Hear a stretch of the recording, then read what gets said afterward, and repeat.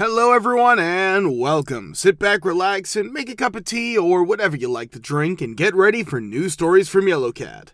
Send your own favorite stories in the comments below and maybe they'll be in our new video.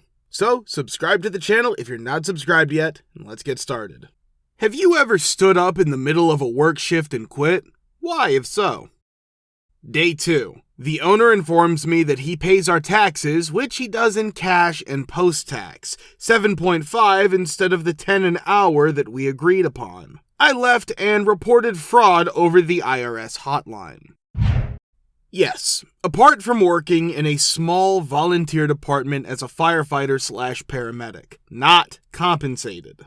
Every one of us worked a regular daily job. My work always involved going to bars, getting pizza, etc. I used to be a cook. At the time, there was a specific manager who would treat you like a piece of dog ass.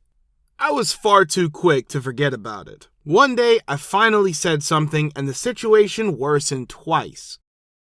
He eventually got in my face and was legitimately yelling. I basically advised him to get over himself and learn how to interact with people. That evening, I left him alone to manage the entire kitchen while I went out, knowing that at least 10 or more tickets had not even been started yet. ISH, that was back in 2016.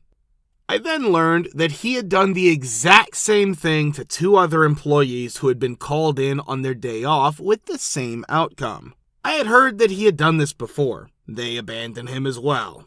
After a number of years and a few more positions at restaurants and bars, I returned to the same location, but he has left. I am now the manager and run the business. I will treat and converse with you in the same manner that you do with me, regardless of whether you are the US president or a homeless man on the side of the road.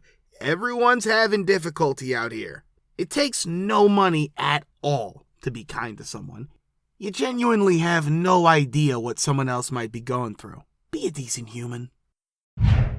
I believe that a position at the neighborhood Tim Hortons would be the ideal after I retired early at 50. I like working with elderly, and our quaint town of 2000 had a large number of them. Part-time work, minimal stress. The majority of the training consisted of me troubleshooting the computers to allow me to watch the training videos. Week 1 ended there. In the second week, despite being on the highway, I became aware of how slow the place was. Other than a rush at lunch, everything went really slow. I was able to identify the regulars after just 2 days of the second week. We didn't offer refills, so seniors in their 70s and 80s would come in, get 1 coffee and a china cup, and ask me to fill it as full as I could. No issues, although it really irritated me to dump the coffee after 20 minutes without giving it to them. The issue was that not all of them were able to transport these full mugs to the tables. I would deliver their coffee to them, so don't worry. The place was slow, as I mentioned, and the days were dull and long. Bringing coffee cups to a few elderly people and making them smile was no great deal. I got in hot water for doing that twice on the second day I worked the floor. I mentioned that it just took me a few minutes and that there was nobody else in the store. Let them carry their own coffees. We're not a full-service restaurant. Feeling foolish, I stayed behind the counter like a worthless fool when the next set of elders entered. It was break time. After grabbing my coat, I went outside to have a smoke. I said F this to one of the bosses halfway through my break. I can't behave this way toward people. I apologized and left to walk home, never to work there again. On the rare occasion that I go there as a customer, I'll jump up from my table to assist any seniors that I see and know they can't do a D-thing about it. Ha! Yes, in fact. I had been working here for a few weeks doing midnight deliveries. We would fill up our trucks at around 5 p.m. and leave at 7 a.m. I had noticed a few serious warning signs, but it took till one more thing for me to lose it. Among the things I've observed before this, both inadequate and surplus equipment are present. There were broken trucks, and you have to arrive early to claim a truck that wasn't trash because they had about 12 trucks for 12 routes and wouldn't fix anything. Additionally, there weren't enough tie-downs, so you had to conceal some straps in order to adequately secure your load. The worst compensation structure I've ever seen. It was made to reward people who took shortcuts and performed as little as possible because it was so complicated and frequently changed. You might occasionally have to wait around to leave since the individuals who picked up the orders weren't always finished on time. When this caused you to exceed the 14-hour DOT requirement, they would sometimes simply advise you to inflate your time and report it as less than 14 hours. On top of those issues, it put me on the opposite schedule as the rest of my family, so it was really hard on my home life. Nevertheless, I left the training after approximately a week and went it alone. Day 1 went okay. I had to find a truck and load straps on the second day. I hurried through the warehouse and spoke with 3 supervisors. Getting the simplest tools required for the task was like pulling teeth. At last, I gather my belongings, complete my paperwork, pack the vehicle, and head off. They called me midway through my route. I chatted with everyone in the warehouse, but they didn't provide me any paperwork or say anything about it throughout the 5 additional stops. They requested that I pick it up. After delivering the items I had first loaded onto the truck, I brought it back, handed them my badge, and declared my completion. They tried all sorts of begging and threats, but I've never been so done with the place. Yes, the job I have at the moment, which may seem strange, but allow me to clarify. I spent the last 4 years performing demo and concrete construction before starting to work as a laborer in the solar fields approximately a year ago. My work ethic is quite strong as a result, and while I'm at work, I anticipate to work. In fact, I might even argue that I enjoy it. That is to say, nobody was working at the solar facility where I was. Out of the 40 males present, just 10 seemed to be actively involved. However, they threatened to fire us if they found us just loitering. So it encourages a game of cat and mouse with our foreman, who in the first place had no idea what the H they were doing. I did nothing at all for a few weeks except stand in the field with some mature men for 60 hours a week and speak about anything and everything. After a while, it seemed like I was going insane and I was in dire need of working on something. Having recently purchased my first apartment, I had a lot of work to do at home, so I made the decision to leave around lunch, which I had done many times before for the same reason and because, at that point, I really didn't give an F about this job anymore. I then entered the trailer and informed my foreman that I would be departing for the day at lunch. Then he told me that he might dismiss some individuals, that he was having a meeting at the end of the day to discuss people leaving early. So I said I'd save him the effort and quit then and there. My temp agency boss contacted me to inquire about it and spoke with the foreman and his supervisor. After doing some research, I was able to have the foreman dismissed and was given a promotion to crew lead along with a handsome raise. Nice stuff, I suppose. It doesn't exactly address my problem of not having much job, but I suppose being wealthy is also good. Does your HOA really do that stupid stuff? What happens if you don't pay them is the subject of my narrative. As you can see, the HOA is entitled to use your deed whenever they get the chance. I moved out and found an apartment when my wife and I got divorced, and then we moved into the condo we owned and rented out. I received the house, and she got the condo when the divorce was finalized. She hadn't paid the HOA dues for about a year. I found out when I moved back into the house. You would expect that since it's just $125 a month, I would need to pay them roughly $1,500 in order to catch up. Nope. They hired a lawyer who added $3,500 to the bill along with interest, court costs, and late fees, making the total amount around $6,000. I gave them an agreement to pay $1,000 up front and $325 each month, which I did for nearly a year before realizing the total amount I owed remained the same. Only the usual monthly cost, interest, and other fees were covered by the $325. Had I paid it off, I never would have. I began paying twice a month with the goal of having it paid off in a year. It's now $650 a month on a monthly charge of $125. I have paid them more than $7,000 over the course of nearly 3 years, but I still owe them roughly $6,000. Of that, $4,000 are standard HOA dues for 32 months at $125 per month, and the remaining $9,000 are ridiculous late legal and interest penalties.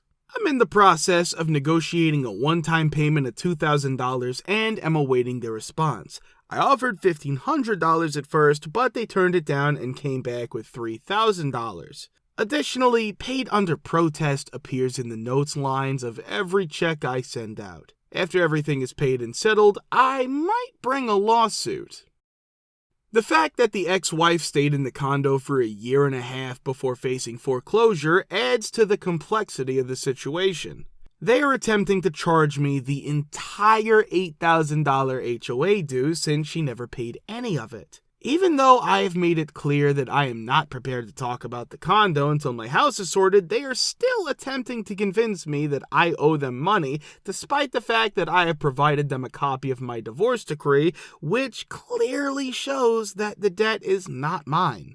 I'll tell them to screw off about the condo as soon as I settle the house. It's not my debt, and I won't be paying it. She doesn't live there anymore anyway, so it's not like they can do anything except get a judgment, which I will fight. The HOA where I live has roughly 20 houses. 6 are empty right now since their owners abandoned them. Right now, all 6 are facing foreclosure. There are 4 more up for grabs. The majority of residents in this association do not want to stay here. There are 8 people in our board. The maintenance person on the board is a really cool man. Every week he comes around for beer and we trade obscene anecdotes. The remainder, however, are old retired Fs who obsess over every tiny detail.